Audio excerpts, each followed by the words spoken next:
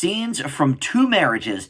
The Parrot doth protest too much. It is Season 5, Episode 2 of The Conners. Let's talk about it.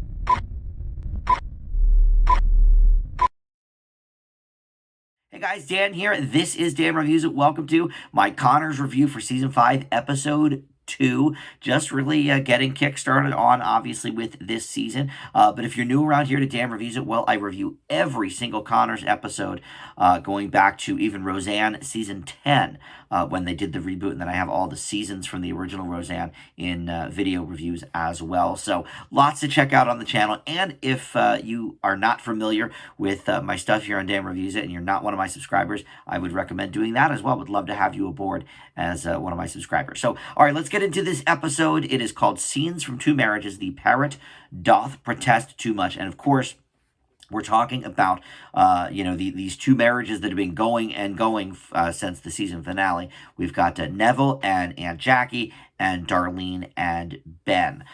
In the last episode, they took sort of a double honeymoon together, and now they are in the sort of moving in phase. Neville did not want to move in with Jackie, just, to be a little more traditional. But as we find out as the episode goes on, he was, a little bit nervous as well. He's never really lived with anybody, since he was little.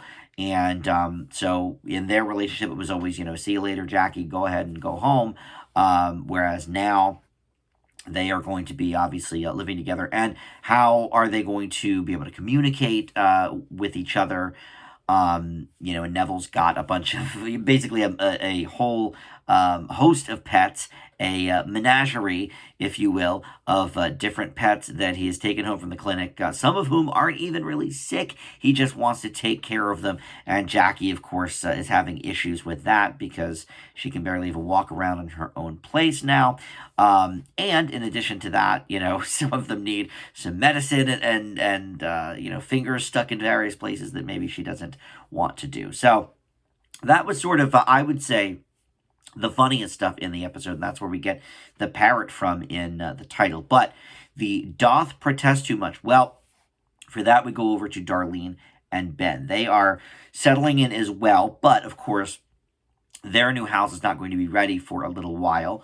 Darlene, towards the end of last season, or I think it was towards the end, bought this old funeral parlor, and Dan is going to fix it up for them. However, in the meantime, they need a place to stay, so they're kind of crashing back at the old Dan Connor household. He jokes in the beginning that no one ever leaves, and sure enough, they're sitting on the couch there and sort of stuck in a rut. Ben wants to go to this fancy French film. Darlene wants none of this, but he says to her, look, I'm not writing anymore. I really miss the magazine. I want to experience life. I don't want to sit here, watching Mrs. Doubtfire over and over again on the couch. So she very, very reluctantly agrees to go to this Shakespeare thing where not only are they performing Romeo and Juliet, but they do it while and by they, I mean not Darlene and Ben, however, as we learn, the cast of this Shakespeare production of Romeo and Juliet is taking shots, between, I guess, every line they say or something. I forget what they said, but in any event, they are drunk, before the halfway mark, pretty much. So they swap out with people from the audience. It's sort of a gag. To be honest, it actually sounds pretty fun to me. Sounds like something I could see myself doing, perhaps with some friends. But Darlene, of course, wants none of it, especially when they choose her to be Juliet. So she hightails it out of there and ends up, spending the night at home with her father, talking about which commercials they love and what deals on the as seen on TV stuff they love. And she realizes, oh my God, Ben is right. I am turning into my father. This can't stand. So they sort of make an agreement by the end of the episode that, they'll sort of exchange things that they want to do. One time will be Darlene, and the next time will be Ben. But she laid down some stipulations, things like festivals. She has limited to once a year and stuff like that. It's funny because I thought of myself when I was in high school and maybe a little younger even as this Darlene character. She always sort of resonated with me. I am about the same age as Sarah Gilbert and the character. So, I've always found some ways to relate with Darlene. And this is something I really think I've talked about since I've been doing these review videos. I've said, oh yeah, feel like we're simpatico here. But I have to say, the way that they've been writing her character lately, she's just such a sourpuss. Like I love going out and having fun and trying new things, and she just doesn't at all. And maybe she was always like that. Look, I was depressed in high school. I had just come out, and it was a troubling time for me. So the Darlene depression phase worked very well for me. I felt in line with that, but and she was trying a few things here and there over the recent season. She was going to go to Hawaii with the Brian Austin Green character. So there was something, okay, I could definitely relate to that. But I don't know, she just seems to be kind of a stick in the mud. Like, and I find myself relating way more with Ben than with her. So I don't know. We'll see how that progresses, I guess, as the season goes on. But for today, like I was not feeling this Darlene character at all. Look, I get it. She's always been, a little jokey about things that are popular that normal people would like. She even sort of uses that line. We have to pick something that normal people wouldn't do or whatever. But I don't know. I mean, I feel like I love to have fun and adventure in my life, and that Shakespeare thing to me sounds exciting. Of course, I did theater in high school. Darlene, of course, didn't. But I don't know. I mean, she wanted to go to art school. She's an artistic person. So I don't know. To me, I'm not going to say it feels like a betrayal of character because we all know people change, and certainly they change from their teenage years to their mid 40s now.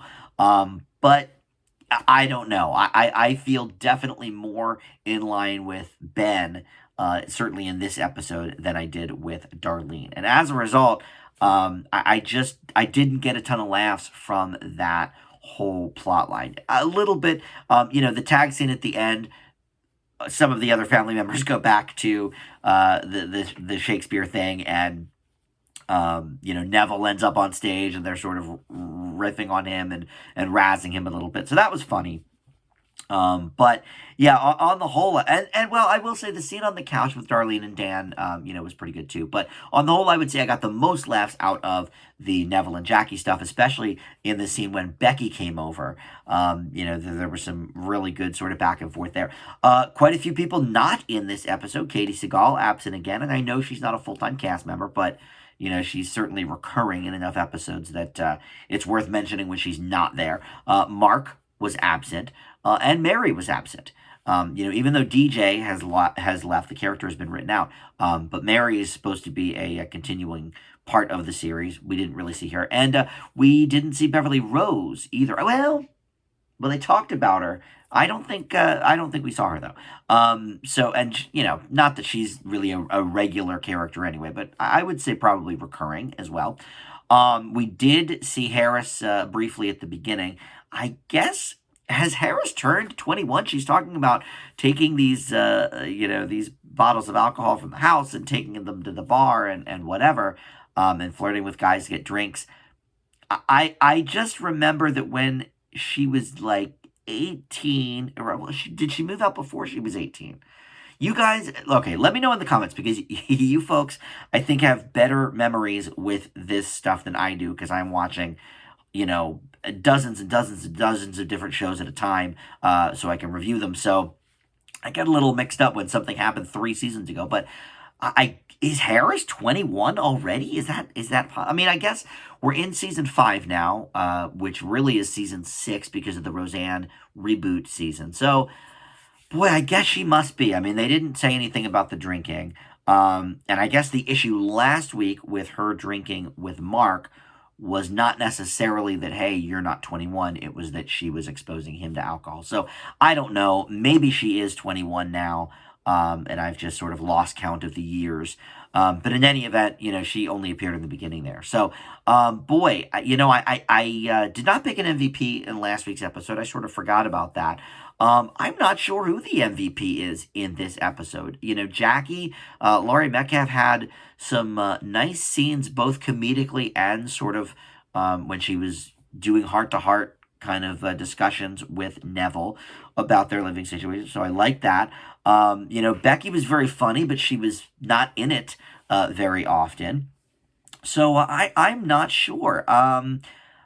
J.R. Ferguson, again, not a lot of laughs with his stuff, but I will say I certainly felt the most sympathetic with his character. So I don't know. I don't think I'll pick one this week. It's a bit of a toss-up for me. But of all of the plots and everything, I would say Sarah Gilbert, Darlene, ooh, not feeling her character in this episode so much. Hopefully they, let her loosen up a little bit. I would love to see that, especially because I love Ben so much, and I don't want to see him sort of downtrodden and, eventually regret his decision to marry her and that kind of thing. Obviously, they're still in the honeymoon phase, still newlyweds for quite a bit, so maybe, they'll work out these details over the next half a season or whatever. But I also don't want the whole season to be about them not getting along and trying to figure out their marriage and everything. I feel like, they were broken up for so long. We already sort of did the fighting stuff. So I don't know. Anyway, and there was some nice Roseanne mentions. I usually like to, remind you guys of when they talked about Roseanne or whatever, because I do think it usually comes off quite authentic, and it did again here, as Jackie was looking through some of her old stuff, and she finds this thing that that Rosanna had loved and that Jackie had hid from her, and even once helped her look for it, knowing where it was all the time. She talks about how she wanted to even put it in the coffin with Roseanne. So there was definitely some humor there. But yeah, overall, I wouldn't say this was an amazing episode. I didn't get a ton of laughs from it. But, the Jackie and Neville stuff, I liked where they were going with that. So hopefully we see more of that stuff as we go along. And Jackie definitely sort of not doing her crazy, wacky Jackie thing. Really, really down to earth, I feel like, in this episode. And I felt every emotion with her there. So I'm going to leave this episode, Scenes from Two Marriages, The Parrot Doth Protest Too Much. I'm going to leave it with a B-. Thanks so much for watching. We'll see everybody next week for another new episode of The Conners. Bye.